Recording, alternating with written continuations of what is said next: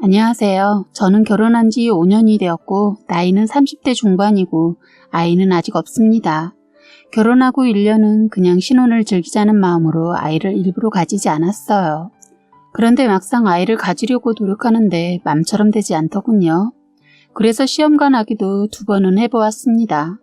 그런데 생각했던 그 이상의 아픔도 있고 금액적으로 부담도 되더군요. 지금은 잠시 쉬고 있어요. 사실 시댁에서 금전적인 도움이 필요하면 도움을 주신다고 했는데 아직 그 정도는 아니어서 도움은 받지 않고 있지만 그것보다 부모님들도 아이를 원하고 계신 것 같았어요. 충분히 그럴 거라 생각하고 있습니다. 그래도 단 한 번도 아이에 대해 말하지 않으셨어요. 감사하게 생각하고 있어요. 남편이나 저나 아무런 이상 없고 남편과도 여전히 사이가 좋으니까 자연적으로 임신이 되기만을 기다리고 있습니다. 저를 위해서 남편은 아이 없으면 어떠냐고 그냥 둘이만 살아도 된다는 말을 해주더군요. 아이를 좋아하면서도 저를 위해 이렇게 말을 해주는 사람입니다. 저희 남편을 잠깐 자랑을 하자면 저와 동갑내기 있고 따뜻한 마음을 가졌어요. 시부모님들이 워낙 성품이 좋으신 분들인데 영향을 받은 것 같아요. 저는 남편이 참 편하고 좋습니다. 여기서 저희 시부모님 자랑도 좀 하고 가야겠네요. 두 분도 인자하시고 자식들 삶을 존중해주고 시집살이 이런 거 전혀 시키지 않으세요. 사연글을 보면 많이 놀랐는데 저희 시부모님은 전혀 그렇지 않아서 할 말이 없어요. 저희 시부모님들 참 좋으신 분들이세요. 감사하게도 제가 어디에 복이 붙어 있는진 몰라도 엄청난 복을 받고 있어요. 그런데 제가 이곳에 사연을 쓰게 된 것은 한 사람으로 인해 저희 시댁이 조용할 날이 없었기 때문입니다. 저희 남편이나 시부모님은 제가 행여나 임신에 대해 부담을 느낄까봐 전혀 아이 얘기 꺼내지 않는데 한 사람인 동서가 수시로 제 속을 뒤집어 놓습니다. 저는 저한테 너무나 잘해주시는 시부모님을 생각하며 내가 큰 복을 받았구나 생각하며 더 잘하고 싶어서 잘해드리면 꼭 가시집 온 동서가 제가 하는 것을 보고 자꾸 비아냥거리는 거예요. 형님, 제가 형님한테 하고 싶은 말이 있는데 해도 될까요? 하고 묻더군요. 동서가 결혼하고 저와 많은 시간을 보내지 못해서 서로에 대해 잘 모르는 부분들이 많아서 이참에 가까워져 볼까 하고 얘기를 했어요. 그랬더니 동서가 저한테 꼭 말하고 싶은 말이 있다고 하더군요. 자긴 하고픈 말은 꼭 해야 직성이 풀리는 성격이라고 하면서 말이에요. 그래서 동서에게 말해보라고 했더니 형님, 뭘 그리 어머님 아버님한테 애를 쓰세요? 그냥 적당히 하세요. 옆에서 보기 안쓰러워요. 형님 너무 애쓰시는 것 같아요. 혹시 아기 못 낳으셔서 그래요? 이러는 겁니다. 다른 것도 아니고 제가 제일 예민하게 생각하고 있는 부분을 건드리더군요. 적어도 어른이라면 이 정도는 기본적으로 상대를 살피면서 말을 꺼내야 하는데 머리에 든 게 없는지 기가 막히게 저를 얼마나 한다고 그렇게 말을 하더군요. 그래서 한 소리 해주었습니다. 아니, 난 아이 때문에 부모님한테 잘하는 거 아닌데 그냥 내 마음이 가는 대로 하는 거야. 그리고 나는 동서처럼 무언가 바라면서 대가의 효도 안 해. 동서가 뭘 모르나 본데 어머님 아버님 색안경 끼고 안 봤으면 해. 내가 잘한다고 잘해주시고 못한다고 못해주시는 그런 분들 아니야. 하니까 한다는 말이 아니 그렇잖아요. 요즘 세상에 시부모한테 형님처럼 잘하는 사람 처음 봤어요. 제 주변에는 보면 재산이 많거나 무슨 잘못을 했거나 이럴 때 형님처럼 잘하거든요. 그러지 않고서는 시댁과 거의 1년에 서너 번 보고 살아요. 동서의 말을 듣고 있자니 참 어이가 없고 나이를 어디로 처먹었나 싶더군요. 적은 나이도 아닌 30이나 먹었으면서 하는 말이 나이값을 못하는 것 같더군요. 저는 동서에게 한 소리 했습니다. 동서, 주변 사람들이 어떻게 하고 살든 뭐가 중요해. 그게 다 남의 인생이야. 그렇게 사는 데에는 동서 말대로 무슨 사정이 있겠지. 그런데 지금 동서 시부모님들하고 벽 쌓고 살 정도의 무슨 일이 있었어? 없었잖아. 그러면 우리는 우리 방식대로 살아가면 되는 거야. 비교하지도 말고 재지도 말고 그냥 마음 가는 대로. 그랬더니 더 어이없는 말을 하더군요. 형님, 솔직히 저한테만 말해봐요. 형님이 누구한테 하소연하겠어요. 동지끼리 서로 위로하면서 살아요. 저는 어머니 저 때 보니까 너무 어머님 생각대로 일 처리해서 너무 화가 나서 말했는데 되려 버를 없이 군다고 저를 뭐라고 하는 거예요. 형님 어머님 이상하죠? 하고 저와 이제 어머니 흉을 같이 보려고 하더군요. 그래서 저는 딱 잘라 말했습니다. 동서, 난 어머님 흉 같이 보고 싶지도 않고 볼 흉이나 있나 모르겠다. 칭찬을 해드리면 몰라도 나랑 이런 거 안 했으면 좋겠다. 하고 저는 그 자리에서 일어나 제 볼일을 봤습니다. 그런데 저녁 때쯤 어머님이 저를 부르시더니 뭐라 하시더라고요. 애미야, 너 나한테 서운한 거 있니? 뜬금없는 어머니 질문에 당황해서 아니요, 갑자기 왜 그런 말씀을 하세요? 아니다. 하시고 뒤돌아서시더니 안 되겠는지 다시 말씀을 하시더군요. 서로 오해가 있으면 그때 풀어야지. 그냥 담아두면 서로 병이 되고 안 좋으니까 말해야겠다. 아까 작은 애가 집에 가기 전에 그러더라. 너 많이 힘들어 보인다고. 억지로 우리한테 애쓰는 것 같다고. 나 그 소리 듣는데 너한테 서운하더라.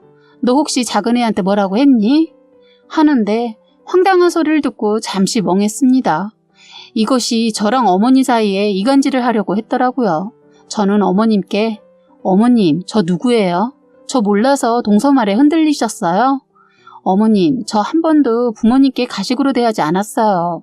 하늘에 맹세코 절대로 거짓으로 대하지 않았고요. 되려 제가 더 서운하네요. 어떻게 동서 말에 흔들리셔서는 저한테 물어볼 수가 있어요.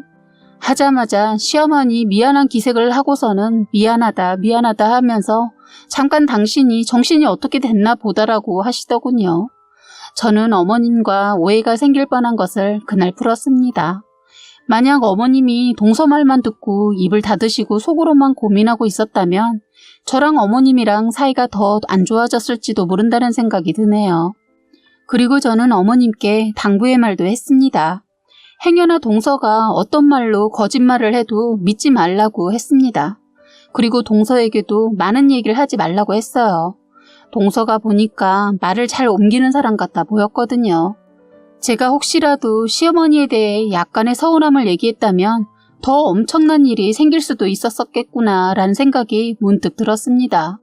저도 사람인지라 솔직히 어머니에 대해 100% 다 좋을 순 없잖아요. 왜 서운한 게 없겠어요. 있지만 굳이 입 밖으로 낼 정도의 일이 아니니까 그냥 넘어가는 건데 그거마저도 순간 말했다면 어머님과의 관계가 동서로 인해 망가져버릴 수도 있을 뻔한 일이었습니다. 그렇다고 제가 시부모님께 대하는 거 가식은 없었습니다. 어머님 역시 저한테 서운한 부분이 있겠죠. 서로 어느 정도 선에서 그냥 넘길 것은 넘기는 것뿐인데 말이라는 게 거쳐서 들으면 오해 사기 딱 좋잖아요. 이번 사건이 그랬습니다. 동서와는 절대로 서운한 거라도 시댁흉은 보는 것이 아니라는 것을 알게 되었네요. 그때부터 저는 동서와 많은 얘기를 나누지 않고 선을 지키고 살고 있습니다. 그 이후로 동서는 또 다른 사건으로 집안을 또 시끄럽게 했어요. 저희 시댁은 그리 못 사는 집안은 아니지만 그렇다고 넘칠 정도로 돈이 많은 것은 아닙니다. 그런데 운이 좋게도 아버님이 친구 도움으로 주식에 투자를 했다가 쏠쏠하게 돈을 버시게 되었어요. 그 소식을 듣고 동서가 가만히 있을 인물이 아니었어요. 예전에 저한테 뭐하러 잘하려고 하냐고 훈계랍시고 하던 동서가 완전 180도 변해서는 하루가 멀다 하고 시댁을 찾는다는 소식을 들었습니다. 평소에는 어머님이 밥 먹자 하면 다음에 간다고 하고 시댁에 안 온다고 했던 동서가 지발로 그것도 시댁에 문턱이 닳도록 들락거린다는 것이 무슨 속셈이 있구나 했는데 재산 상속 받으려고 온갖 꼼수 다 부리면서 시어머니 감기에 누워 계시면 병간호 해드린다고 들렀다네요. 그래놓고 동서 너무 기가 막힌 말을 시부모님께 했답니다. 동서가 그간 쌍둥이를 낳았었는데 돈이 많이 들어간다며 육아에 들어가는 경비를 보태달라고 대놓고 얘기하고 집도 자가로 사주시면 안 되냐고 대놓고 돈 달라는 소리를 했다는 거예요. 어떻게 하면 동서처럼 저러나 싶더군요. 정말 뻔뻔한 여자더라고요. 시부모님한테 돈을 맡겨둔 사람처럼 굴더랍니다. 어머니한테 한다는 소리가 이랬다네요. 어머니, 형님도 못 낳은 손자를 그것도 둘씩이나 낳아줬는데 저한테 고마워서라도 무언가 크게 해주셔야 하는 거 아니세요? 했다는 겁니다. 너무 어이없고 기가 막혀서 어머니가 아니 누가 애 낳으라고 했냐? 네가 좋아서 낳았고 감사하게도 둘이나 주신 것에 대해 감사하며 살아야지. 왜 그걸 나한테 대가를 바라니? 누가 애 못 낳는다고 너보고 애 낳으라고 했냐? 하자 동서가 어머님 솔직히 형님 애도 못 낳아서 걱정이잖아요. 그런데 저는 걱정 드리지 않고 떡하니 아들로 둘이나 낳았잖아요. 잘한 거 아니에요? 그래 잘했어. 그런데 그걸 왜 나한테 바라냐고. 내가 너보고 아들 손자 낳아달라고 애원이라도 했냐고. 그리고 내가 너 애들 낳고 가만히 있었냐? 솔직히 나 같은 시엠이 있는지 모르겠다. 내가 너희 더 넓은 집으로 이사하라면서 전세에 보태라고 5천이나 더 해줬잖니. 그것도 부족하냐? 욕심 좀 버려라. 우린 땅 파서 돈 나오냐? 아버지가 주식으로 재미 좀 본 거 가지고 그 소식 듣고 일어나 본데 김칫국 그만 마시고 돌아가. 재미 봤자 그 전에 날린 거 다 갚고 나면 남는 거 없어. 어머님 말이 끝나자마자 자리에서 벌떡 일어나더니 한 소리 하고 가더랍니다. 어머님 저 속이지 마세요. 소식 다 듣고 왔는데 왜 거짓말하세요? 저 포기 못해요. 하고 쌩하고 가버렸다고 시어머니께서 저한테 전화해서 상황을 알려주더군요. 그리고 그날 남편도 시댁에 김치 가져다 드리러 갔다가 동서와 마주치게 되었는데 인사도 없이 싸가지 없는 곳이 그냥 지나가길래 남편이 한 소리 했답니다. 재수씨 인사는 하고 삽시다. 그러자 건성으로 고개를 숙인 것도 아니고 아닌 것도 아니게 건성으로 흔들고 바로 차를 타고 가버렸다네요. 저희 남편이 동서 하는 꼴을 지켜보다 화가 나서 서방님을 따로 불러서 얘기를 했답니다. 그런데 예전에 서방님이 아니었다는 거예요. 돈에 독이 올라서는 자기 아버지한테 돈 뜯어서 집 살 거니까 형은 싫으면 알아서 하라고 했다네요. 그런 동생의 행동을 그냥 보고 있을 남편이 아니어서 서방님을 한 대 쳤다네요. 나중엔 둘이 치고받고 해서 경찰서까지 갔습니다.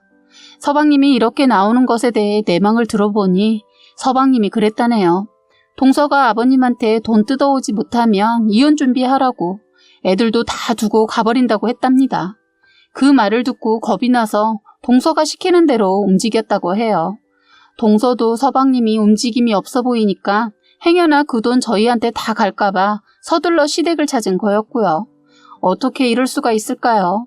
돈이 뭐라고 형을 치고 아버님을 협박하고 아버님은 모든 사실을 알고 서방님과 동서를 불러 절대로 시부모님 눈에 흙이 들어가도 재산은 안 준다고 했답니다. 죽을 때까지 다 쓰고 간다고 했답니다. 그러면서 남으면 다 사회에 기부할 거라고 하시면서 너희들 같은 것들한테는 내 돈의 가치가 떨어질 것 같아 사회에 기부하고 죽는다고 했답니다. 괜히 재산 남겼다가 형 괴롭힌다고 다 쓰고 가신다고 하셨다네요. 그리고 동서한테도 이혼 무섭지 않으니 할 거면 지금 당장 하라고 했답니다. 애들이 뭘 모를 때 그냥 나가라고 했다네요. 그러자 동서가 무릎 꿇고 아버님 바지자락 잡고 매달렸다고 해요. 동서가 저희 시부모님을 만만하게 봤다가 된통 당한 사건이었습니다. 그 일로 인해서 동서가 그동안 시부모님으로부터 지원받고 있던 것마저도 다 끊겼네요. 욕심부리다 대려 쪽박찬 셈이죠. 지금은 동서네 시댁이 1년에 한 번 올까 말까 할 정도로 발걸음 안 하고 있어요. 그때 아버님 모습 보고 많이 놀랐는지 오질 않더군요. 사실 저도 아버님 얘기를 듣기만 했는데 올바른 처신이었다고 생각 들어요. 저도 시부모님께 재산 저희들 물려주실 생각하지 말고 여행도 다니시고 좋은 거 드시면서 다 쓰세요 했습니다. 저희들 힘들게 하지 않고 즐겁게 사시다 가신다고 실버타운도 알아보시고 계십니다. 저는 부모님이 좋다면 그 뜻에 따르려고 합니다. 동서는 시부모님께 매운맛 당하고 나서는 일체 시댁에 어떠한 것도 바라지도 않고 오지도 않아요. 한 번인가 서방님이 애들만 데리고 다녀갔네요. 저희 시댁은 이런 애물단지가 들어오고 나서부터 집안이 이렇게 시끄러워지기 시작했었습니다. 서방님도 그날 이후로 뭔가 느낀 것이 있는지 무릎 꿇고 사죄드리고 갔어요. 지금은 남보다 못하게 지내고 있는데 언제까지 그럴지는 모르겠네요. 가족이 이렇게 남보다 못할 수가 있네요. 돈에 눈이 멀어 이혼까지 생각한 머리 빈 저희 동서 얘기를 해보았네요. 지금은 꼴통이 시댁에 오지 않아서 시끄러울 일이 없습니다. 저는 조만간 다시 시험관하기 다시 해보려고 해요. 그런데 이번엔 느낌이 너무 좋아요. 나중에 기회 되면 다시 후기 남길게요. 여러분 행복하세요. 세상엔 나쁜 시부모님만 있는 게 아니라는 걸 말씀드리고 싶었고, 이렇게 여우 같고 못된 동서도 있다는 것과 함께 남의 걸 탐내면 이렇게 된다는 것을 말해드리고 싶었습니다. 아무쪼록 가정의 행복만이 가득하시길 바라겠습니다. 지금까지 여러분의 소중한 사연을 읽어드리는 해바라기 사연방이었습니다. 구독과 좋아요, 알림 설정 부탁드리겠습니다.